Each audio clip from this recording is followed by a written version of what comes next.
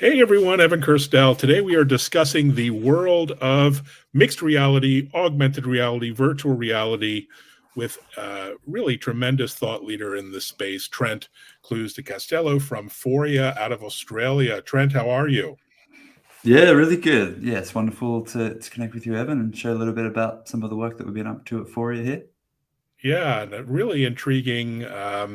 Probably one of the best ways to talk about Phoria is to show your work. But maybe before we dive into that, introduce yourself, a little bit about your background. You've been an early innovator in this space. So please share. Yeah, How definitely. did you get here? Yeah, it's been a fun roller coaster journey the last 8 years. So Phoria is a Melbourne-based immersive technology studio. We live and breathe extended reality. So we've been tinkering with 3D spatial data using cameras like Matterport to create digital twins, and that really rapidly led us into this wonderful space of virtual reality many years ago. And Mm. yeah, we saw the power of the medium, started taking it to different applications, such as using it in hospital for people to get out virtually. And then, yeah, more recently, we've had some really wonderful experiences we worked on with Netflix and the World Wildlife Fund, and then just recently Spatial Fusion, which is a whole new project around what's kind of opening up in the world of mixed reality and also WebXR. So how a lot of these experiences can just run over the web. But yeah, it's really wonderful to be doing some magical work here in Melbourne, but working with bigger, giant movers and shakers all around the world. Yeah, it's a really exciting space to finally see XR come into the mainstream arena. Indeed, coming into the mainstream, you mentioned applications and use cases, and there's so many examples here on your website. So walk us through the process of designing an immersive experience. You have mobile, you have devices, you have 3D rendering going on here. Mm. This is all very mind blowing. So what am I looking at? Is this the process of kind of content creation here? Yeah, great. So there's a few different categories that sit under the Fourier umbrella in terms of what it is that we do. So we see ourselves as spatial storytellers, Hmm. and we work with spatial data and spatial computing, and then really trying to connect with just different ways to extend, story and narrative beyond, the traditional media. So there's a few pieces here. This one's looking a little bit more at this idea of Hmm. XR for good. So working with Hmm. the folks at Greenpeace, or using VR as a means for simulating patient treatment before they step foot inside hospitals. Mm. And then also, storytelling. So VR documentaries. Think about connecting, out in the savannas or going scuba diving with manta rays. Obviously, VR is a much more emotive and experiential way to do that. And then we have some other amazing tools, such as we have a spatial data platform called Captured. And so, really, what that enables is once you've scanned an environment, you can start to augment it. And so, this project here called Rewild, you have the ability to overlay digital content inside a Mm. museum and then actually have the content break off the screen and come to life around you. So, it's really exciting. I guess the way that we often approach these things is we don't try and narrow or pigeonhole ourselves in any one kind of medium or device or hardware software solution. Like, we always look at it from an XR perspective, being if you get the data right at the core, you can actually feed it into many different devices. You could have something really magical and accessible across desktop and mobile, but then also jump into a much more deeper lived felt experience, such as a virtual or mixed reality world as well. Fantastic. Now, do you consider yourself, creatives at heart or technologists or both? I mean, you're not just a traditional web studio, that's sort of been around for decades. So how do you describe Phoria in terms of the culture, the people, the team, the expertise? Yeah, wonderful question. Definitely, it's been an interesting journey, I guess, the last several years to just watch the really like acceptance of what immersive Mm. technology is. In the very early days, obviously, virtual reality was kind of in the science fiction realm, and now we're seeing it kind of feed into much more practical applications, especially coming out of the pandemic. And then obviously things like augmented reality being popularized by Pokemon Go. We've seen just yeah, I think the discourse and dialogues matured a lot. I think we've jumped forward maybe 3 years in the last, 12, 24 months. So the way that we see ourselves as a company, yeah, is definitely something that is probably a little bit outside, I guess, the norm. Like, we Mhm. don't consider ourselves classically like as an agency. Mhm. We build our own products as well as working for partners to then shape different Mm. types of stories. And I think definitely, like you pointed to, like at our kind of cultural heart, is really the creative in this space. Like, it's just so inspiring what we can really achieve, I think, in terms of unleashing the capabilities of these mediums. And so the ability to be a storyteller is completely different. And then to take it even further, we see ourselves more as a bit of a vessel for other storytellers, so Mm. whether it be the World Wildlife Fund and giving them the capacity to then extend into these new ways to connect with their audience and bring them into the campaigns and messages that they're trying to shine a light on. And then at the same time, our digital twin platform Captured is actually building the tools and systems and frameworks for other XR creators to go out and shape their own experiences. So we really see ourselves working towards, a space where we can actually empower other creators to then achieve the same things that we've been doing the last few years here at Phoria. Fantastic. And you mentioned a few customers, clients, brands that you work with.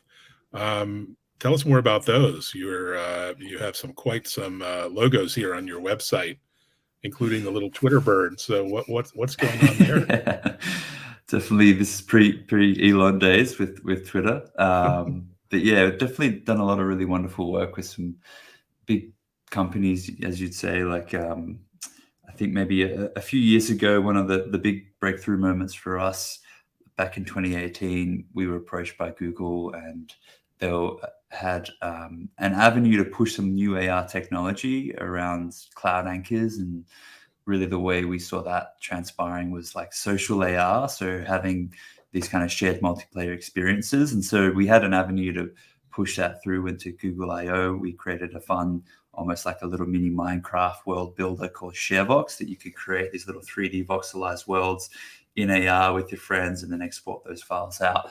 So that was the early days. And then from there, we continued to push it, where Netflix and the World Wildlife Fund approached us and were like, hey, what if we could take some of this social AR into a exhibition?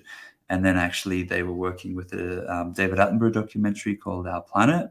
And so we had an opportunity to basically redesign, I think, the different ways that these traditional media films and series could actually break off the screen.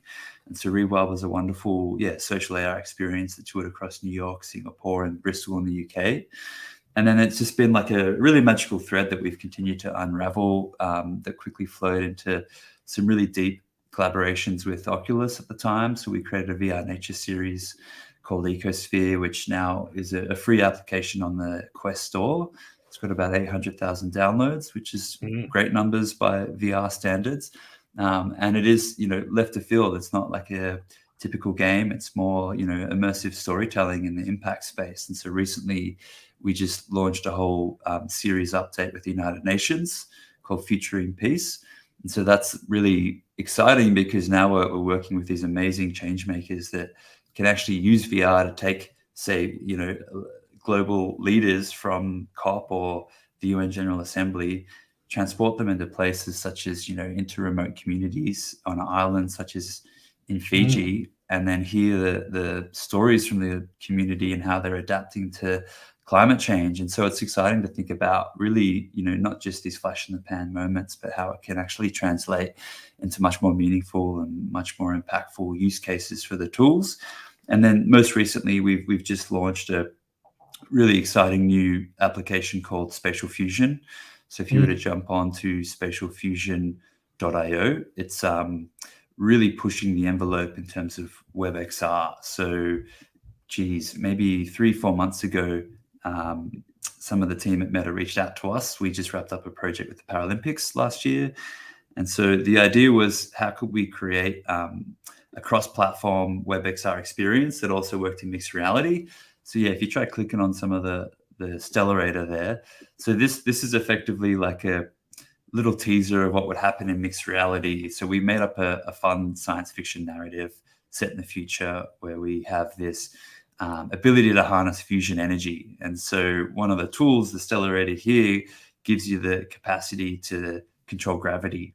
And so in the experience in mixed reality, I could even pull some stuff up. Maybe Evan, it might give a bit more context. But basically with spatial fusion, the narrative is you basically in your physical space now. In mixed reality, we've got the means. There you go. I'll just pull this up for you. Oh yeah, you got the trailer? Let's take a look at the video here for a sec. Nice. I'll stop that. What does the future of the web look like?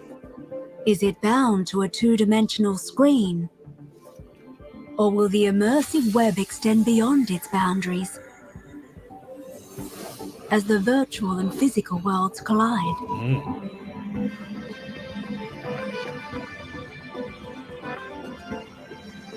What if the immersive web could understand our surroundings, embedding content, stories, and experiences throughout our physical space?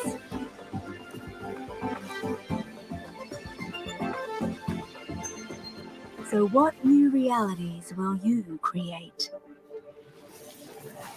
With WebXR and MetaQuest, we have the power to build, shape, and extend reality. Spatial Fusion is a mixed reality experience built for the web and the MetaQuest platform. Nice. Wow, that is mind-blowing, to say the least. And so this was a sort of joint venture. Do you see yourself developing more of your own, technology tools and sort of experiences without having a client necessarily? Nice. Yeah, definitely. So what's exciting here is this really feels like this is where it's all heading when we talk about immersive technology and the web and how it's translating into reaching more people across more devices, right? So initially, Meta reached out as the WebXR team, and they were like, hey, we've got obviously this new headset coming out, the Quest Pro that's just launched, and they was sort of exploring how we could create a tech showcase. So what could we do to inspire the developer community and other studios like Phoria to pick up this new hardware and then tap into these new software capabilities? So we basically had a few new features. So WebXR mixed reality, which is really exciting. Spatial anchors, so walking away and coming back, and then the headset recognizing where you are. So that kind of contextual alignment. Surface detection, obviously physics, things bouncing off the walls and surfaces, and then cross-platform. So how could we create something that then also translates across to desktop and mobile and even augmented reality? And so we had these kind of features and ingredients. Our creative director, Ryan Roslin, pull out this idea of like a little bit of a science fiction narrative set in your space, and then all of a sudden you see a portal, and then you go to investigate, and then you accidentally tear a rip in the space-time continuum, and the fabric of I hate when that time is happens. kind of distorted. Yeah, so it makes life really difficult. And so from there, we just kind of leaned in. We had, once we locked in the creative, we had 2 months to build this thing, and we tapped in some amazing partners. We got a XR studio out of Bristol called Lusion, and an amazing tech director. And basically, we've created something that we haven't really seen exist in this capacity, and it really feels like mixed reality is a pretty exciting space that is, I think, a much more warmer and kind of approachable vision of the metaverse, which is extending the real world rather than escaping it. And so I feel like with these new capabilities, it's going to be escaping the real world. I think MR's definitely it's the next frontier, and we've been looking, at it through the HoloLens and Magic Leap for some time. But with Quest Pro and mixed reality pass-through, it feels like a whole new frontier in terms of what's possible. And then we really wanted to push the quality. So if you do have a chance to jump in, it should feel like a AAA experience that is just over the web. And I think that's what a lot of people don't appreciate just yet, is the fact that we can have these, polished applications running in browser, instantly accessible as soon as you click a link. And I think that's the hurdle that a lot of application developers really struggle to overcome. And so, all WebXR apps in the future feel like a natural progression where it's all heading. I love that. And, so interesting today over mobile and browser.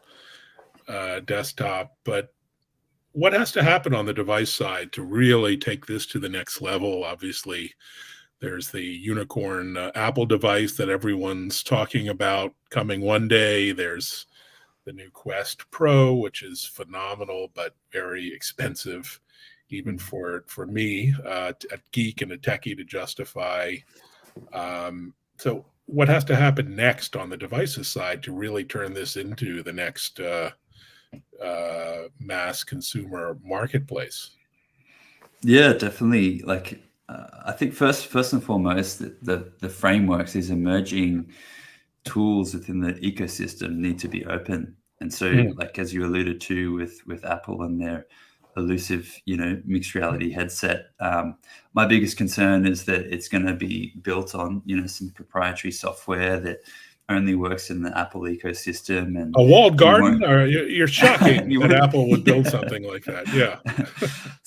Exactly. So I feel for this to really manifest, to the best of its ability, is it needs to be open and interoperable. And so I think a lot of these new standards really need to be, I think, streamlined in a way that isn't controlled by a monopoly. And so it is a hassle if we wanted to publish something and then we have to really do, a whole individual approach just for it to work on iOS. So I think there's some avenues there that we really hope, that really to be cross-platform in a way that isn't locked off.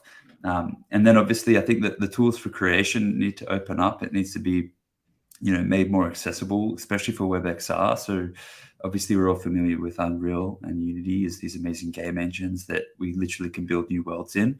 But there needs to be some evolutions, like the support on WebXR leaves a lot to be desired. And so if you wanted to publish something in a browser, you'd probably at this stage generally want to go more custom, 3JS, and try and build something that maybe requires a much, steeper learning curve to get started. But there are really positive signs. There's engines like Play Canvas that are opening up, which feel like they're rivaling, a Unity style web editor. And it's really exciting to see when you can have multiple developers all, on this live platform, building, changing things in real time. You literally don't even have to hit commit. Like, it's all just happening really dynamically. And it feels like that's the future of co-creation and how we're going to push into this new space. So yeah, I think the tools obviously are one. The ecosystem needs to be quite open.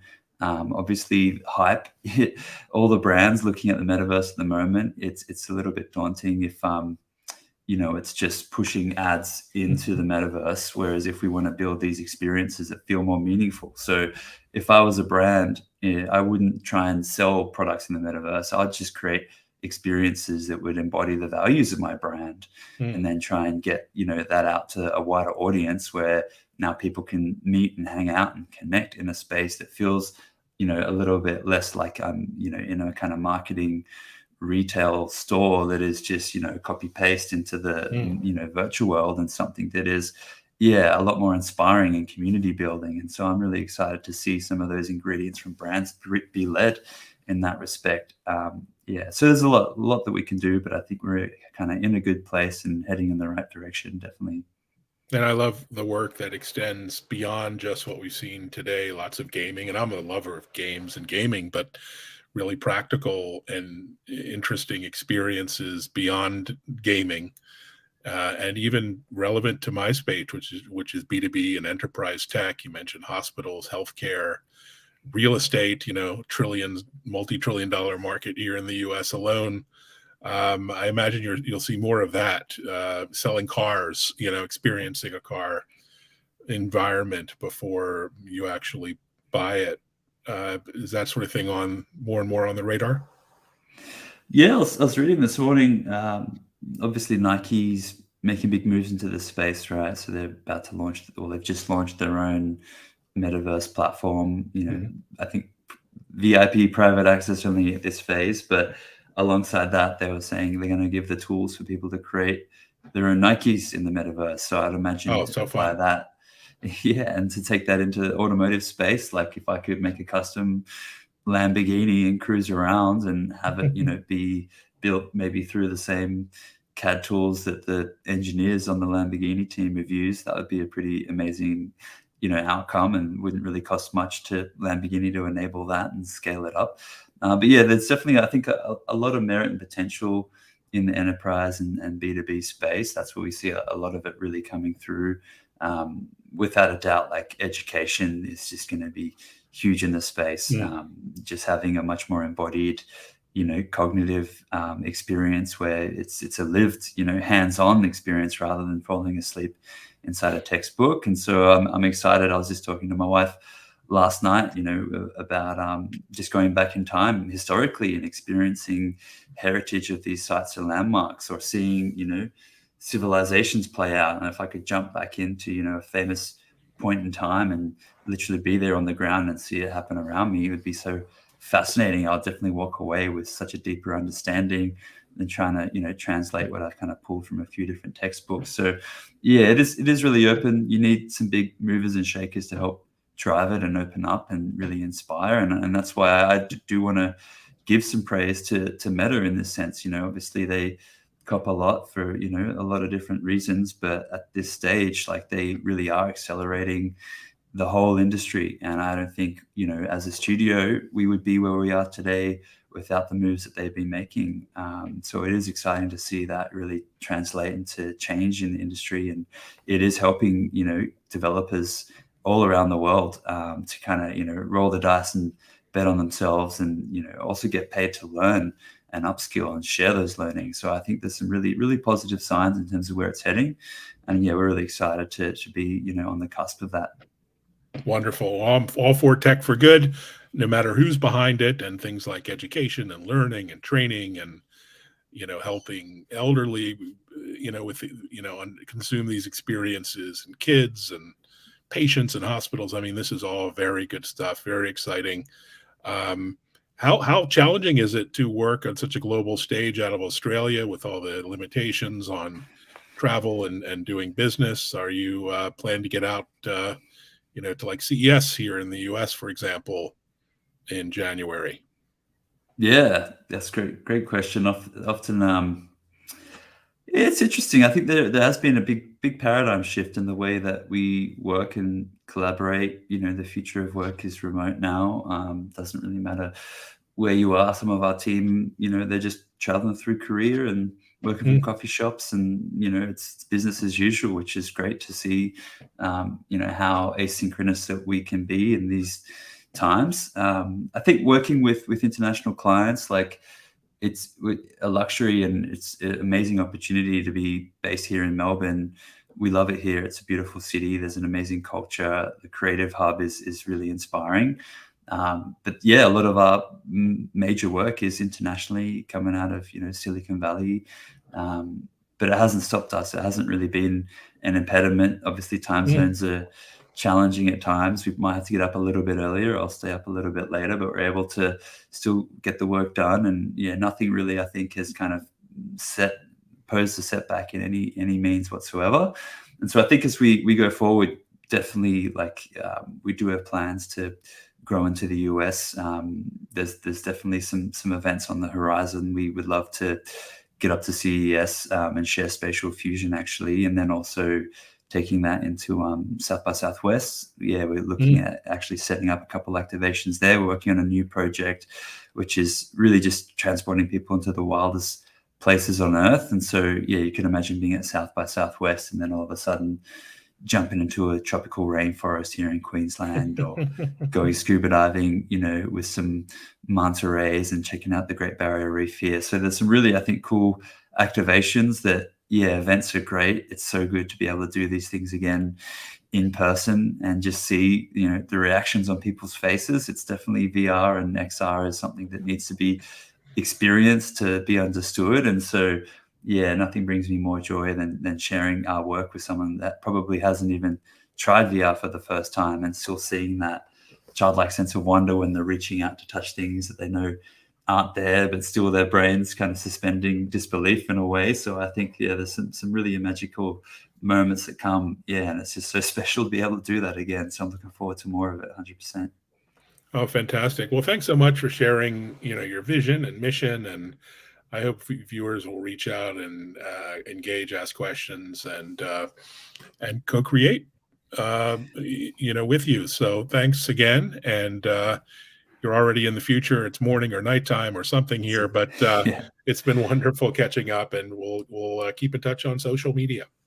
Yeah, great. Really appreciate the opportunity to jump on the call and have a chat and share a little bit about our world. And yeah, likewise, we'll definitely continue to follow your wonderful work. And if anyone wants to get in touch, Trent or Phoria, yeah, look forward to connecting in the future. Thanks so much. Cheers, mate. Bye. Take care.